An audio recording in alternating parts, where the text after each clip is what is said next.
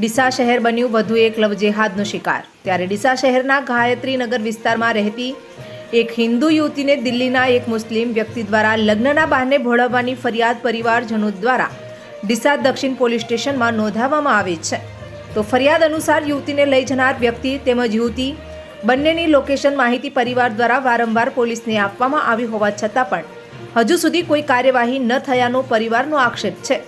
પરિવારજનોનું કહેવું છે કે અજાણ્યા નંબરોથી મળતી ધમકીભર્યા ફોન કોલ્સને કારણે તેઓ ચિંતામાં મુકાયા છે। 22 તારીખે બે છોકરા મોમેડન દિલ્હીથી આવ્યા હતા। મારી વાઈફને ઉપાડીને લઈ ગયા છે। એમાંથી હું કરજણ હતો ગાડી લઈને। ફોન રાતના 22 તારીખના ફોન કર્યો, એનો ફોન સ્વિચ ઓફ આવ્યો। પછી મેં ઘરવાળાને ફોન કર્યો, ઘરવાળા કે ઘરે હાજર નથી કાજલબેન। એમાંથી પછી હું ગાડી અહીંયાથી ભરીને આવ્યો। મારા સસરા ને મારા સાસુ બધા 25 તારીખના આવ્યા। FIR દર્જ કરાવી પોલીસ સ્ટેશનમાં 25 તારીખની।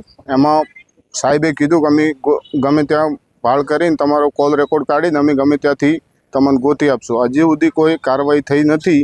હજી પોલીસ એમ કહે છે કે તમે ગોતીને આપશો તમને। હજી કોઈ લોકેશન કોઈ કાઢીને આવ્યા નથી અમને હાથમાં।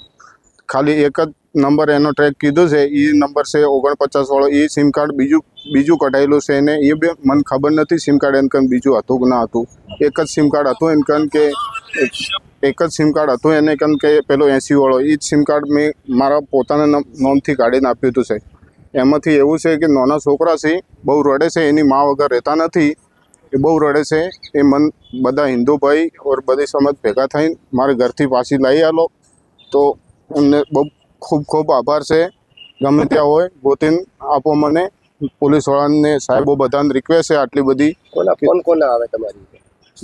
મારી ઉપર ફોન આવે છે, આગળ બેનના જે ભગાડીને લઈ ગયો એના પત્નીના ફોન આવે છે। એ એમ કહે છે કે તમારી પત્નીને લઈ ગયો નકર આ લોકો મારી નાખશે કે વેચી નાખશે, એમ કહે છે। ધમકી આપે છે સામેથી મને કે અહીંથી લઈ ગયો નકર આજના દાડામાં ના લઈ ગયા તો એ છોકરીને મારી નાખશે કે વેચી નાખશે, એમ કહે છે। આવી ધમકીઓ આલે છે મને ફોન કરી। એમના રેકોર્ડિંગ પડ્યા છે, મારકાન બધું પ્રૂફ પડ્યું છે। એડ્રેસ સંગાતે એ છોકરી કીધું છે કે દિલ્હીમાં ગોરગામ કરીને ગામ છે, એ જગ્યા રહી છે, બિલ્ડિંગ છે મોટી, એના બાજુમાં રહી છે। એટલા સુધી લોકેશન આલ્યું છે એમની જે છોકરો ભગાડી ગયો એની પત્ની। હું પરમાર બાબુભાઈ વજાજી, ડીસાના વતની। મારી દીકરી 22 તારીખથી ગુમ થયેલ છે। કોઈ બે મોમેડન માણસો ઉપાડી ગયા સાહેબ। સરકારને મેં રિપોર્ટ કરવા છતાં હજુ સુધી સરકાર કોઈ એક્શન લેતી નથી। આજ સામેથી ધમકી આવે છે તમારી છોકરી તો લઈ જાઓ, વાપસ પાછી લઈ જાઓ। આજે લઈ જાઓ સાહેબ, ગમે એમ કરે સાહેબ।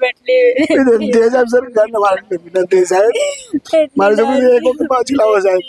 એ બોલો સરકારની કંદી મારે લોકેશન આવ્યું સાહેબ, લોકેશન આપ્યું, બધું આપ્યું, નંબરો આપ્યા, લોકેશન આપ્યું, બધું આપ્યું, તો હજુ સુધી પોલીસને કોઈ ઇન્કવાયરી કરતી આજ 9 દિવસ થઈ ગયા સાહેબ।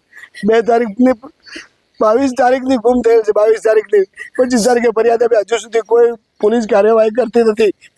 આ બધે પરિવાર થાક્યા। હાલ છોકરી ક્યાં છે? હાલ છોકરી દિલ્હીનું લોકેશન આપે છે સાહેબ।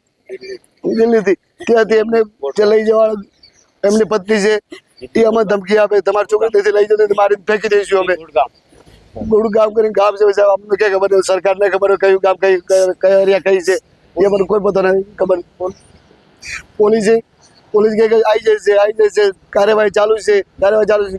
આજ 5 દિવસે ધક્કા ખવડાવે, આપથી આપ દક્ષિણમાં ભોપાનગર દક્ષિણમાં 5 દિવસ ધક્કા ખાઈએ, 5-6 દિવસ હજુ કોઈ નિકાલ આવ્યો નથી, એનો કોઈ નિકાલ નથી આવ્યો। પ્રેસ રિપોર્ટર એટલા માટે સાહેબ આટલું જાણ કરીએ છીએ।